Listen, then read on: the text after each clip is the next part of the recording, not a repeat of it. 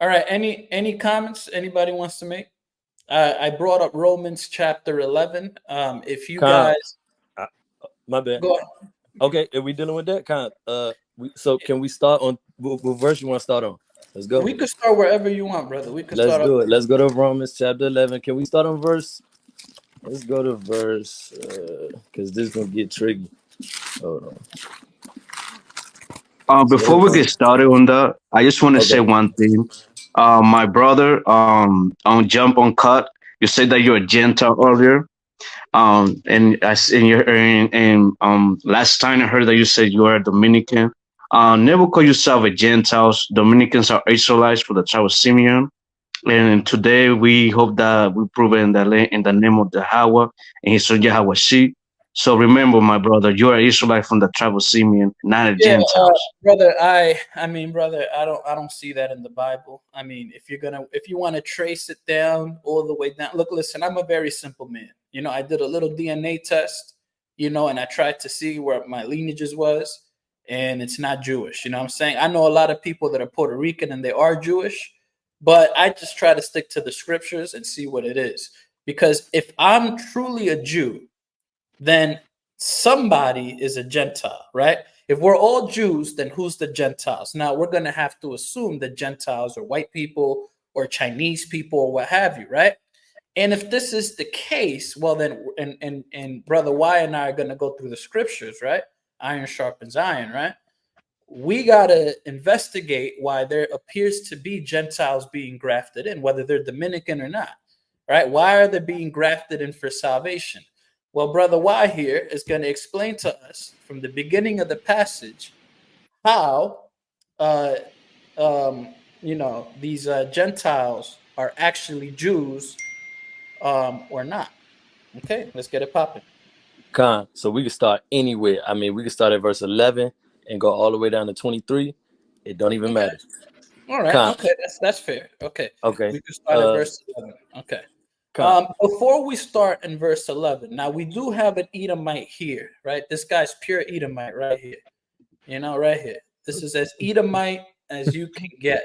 You know what I'm saying? You know, hold on. You want to hear something crazy though? Yeah. What's up? I'm actually on my dad's side, I'm Native American, so I'm actually not an Edomite. Oh, all right. There you go, brother. All right. If you hold to the 12 tribes chart specifically, then I'm tribe of Gad. I would be considered an Israelite by that standard. Well, we'll allow you to cook in a bit, brother. Everything. So let me just address this passage here. Seems like nobody's an Edomite nowadays. You know, Nick's not an Edomite. Everything's not an Edomite. All right, it is what it is. Okay. Before we go to verse 11, I want the audience to understand something. Paul is a Jew, and Paul is saying, right, that he himself as an Israelite is a descendant of Abraham. He's a member of the tribe of Benjamin. Now, I want you to realize, and Nick, I want to tell you something, because Nick, you're the biblical scholar here. Mm-hmm. Was Paul a part of the tribe of Benjamin when he killed Christians? Or was he? Of course. Okay, so Paul, just to set the foundation, Paul was a part of the tribe of Benjamin, even when he was killing Christians and he was a wicked unbeliever. So now we're good there. Course. Okay, now we set that premise. Okay. So verse 2. Okay, yeah. Oh, verse 2. Okay. God has not rejected his people whom he foreknew. All right, so hold on real quick. So, absolutely. Like you said, we got to stop. We got to slow down. You know, we can't. We'll slow down, brother. Got you. So you see that clearly. He said God had not cast away his people. Okay, where is this coming from? Where's that coming from? Excellent question, brother. God has not rejected, because if we continue reading Romans 11, it says. Hold on. No. We're gonna keep reading. That's easy. Oh yeah. Well then, brother, my response to you, brother, is I have to continue reading the rest of the passage. So but I'm asking you, where does that verbiage in verse 2? Remember, the New Testament don't do nothing but repeat the Old. So where's it coming from? Yeah, Romans chapter 8. No. You want to go even more back, because it is no. I'm saying, where does it come from? The verbiage. Remember, the New Testament, when Christ and the apostles and all the disciples was walking, the New Testament was not present. So they was teaching out of what? That's All fair. right. Okay. So let's be fair and let's understand Can we where be does fair that verbiage that come I from? wasn't wrong when I said it's in Romans 8? Because it is. Nah, I never said you wasn't wrong. I Okay, said no, let's I'm go just saying back to where. just to make sure I'm not making things up. Got you. Here. No, So no, no. I if don't you play want to go a semantics. little bit more back, that's fine. So go Yeah, ahead, no. brother. Tell me, where is that verbiage used? Just tell me. Where's that verbiage located? Let's go to Deuteronomy, because a lot of Christians, they run from the Old Testament. All right, let's go to Deuteronomy. Let's read Moses' song. This is bread and butter. This is easy. Let's go to Deuteronomy 32. Okay. All right. Oh, sorry about that. Now, Let me get there. nah, you good. You good. Because we got to All right. understand what Verse they were what? teaching. Deuteronomy 32, we can start anywhere in this chapter because this is exactly where that verbiage comes from. But let's just start, just to make it light work. Let's start at verse 16. Let's start at 16. Okay, verse 16. Okay, so let me read this. They stirred him to jealousy with strange gods, with abomination. They provoked him to anger. So stop. Who's that talking about? Who stirred him up to jealousy with strange gods? That could very much so be the Jews. Correct me if I'm wrong. So is that the Jews? No, that's incorrect. Okay, so tell me, brother. Don't take me on a journey. Just tell me. Go No. Look, brother, it's okay. We just asking questions back and forth. You know, it's and we either want to make sure that I would have to read the whole passage, but it's either the wicked, it's either the pagans, or it's either the Jews. Whoever that's okay. So no, it's all good. So if everybody is privy to how to read the Bible, let's not run, but you got to go to Hosea and you got to understand where that prophecy extended to from Moses. All right.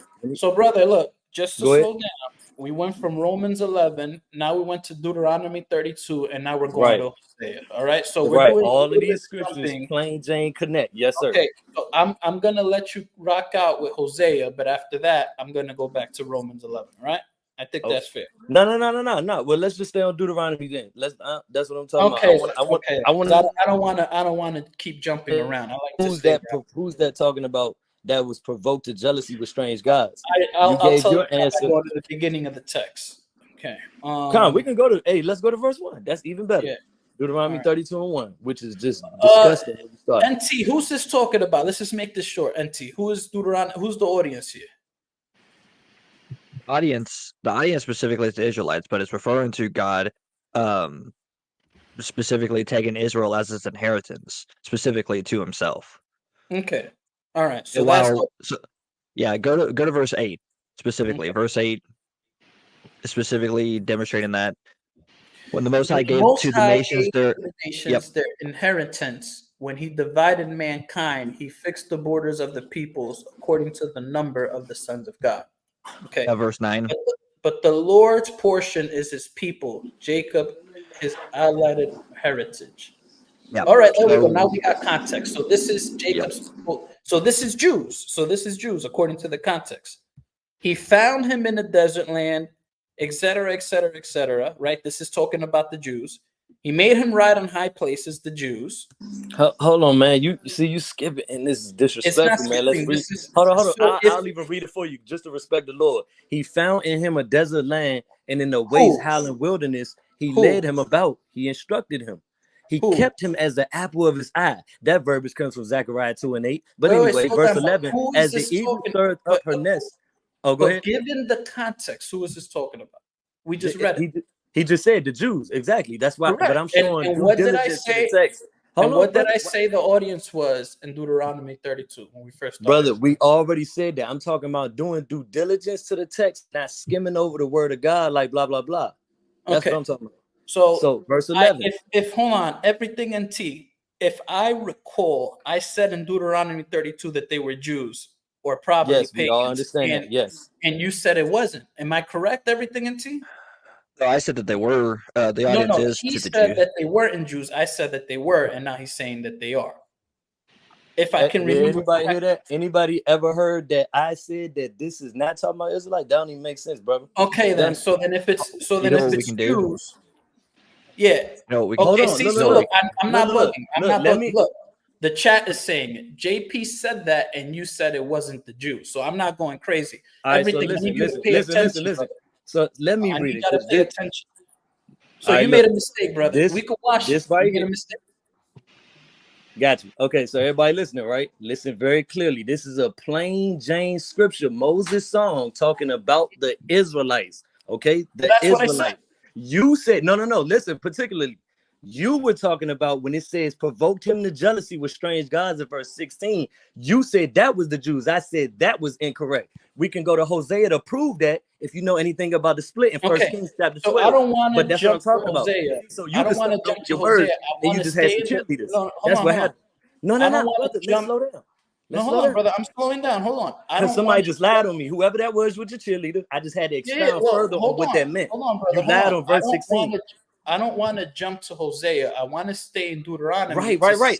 So hold on. So hold yourself to a plausible standard that verse 16 you just lied on me, which is your cheerleader, that I was talking about. That was not about Jews. That was about the lost tribes, the northern kingdom. But this is simple. You got to get the answer in Hosea. You said verse 16 is about the lost tribes? The verse 16, he said they provoked him to jealousy with strange Wait a minute. gods. Aren't the lost tribes Jews? No, they're not. No. They're the Jews are the southern kingdom, Benjamin, Judah, and Levi. This can be proven in Nehemiah chapter 1. Let's go there and prove this.